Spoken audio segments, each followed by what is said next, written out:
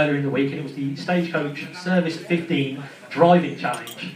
Now, it's been on the local news, it's been on lots and lots of websites, but can you just explain to everyone what you actually had to do for this driving challenge?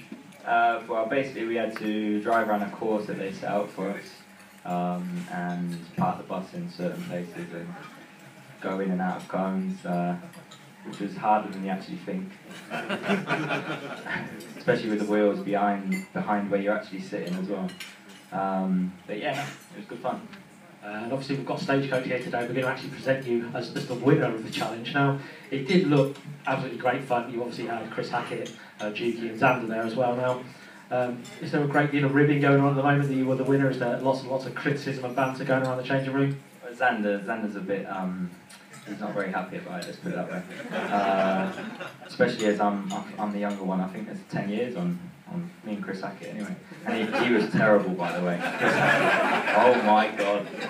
Don't get in there a bus driver ever again. If you want to keep hold of your life, don't go in a bus with Chris Hackett. Now the good news is obviously it was to promote a new service that's going to be running to get Cobblers supporters to the ground on a match day as well. And it's a great welcome today to say a big thank you to Stagecoach as well for their support of the club.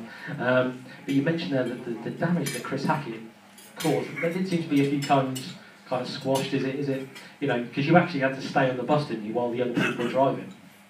Well, I don't even know if he was on the road for the most of the time. He went round one bend and he was on the grass for the whole bend. Yeah, it was funny. The brakes were really sharp, especially when Chris was on it. It was, the cameraman, I think, nearly went through the front window.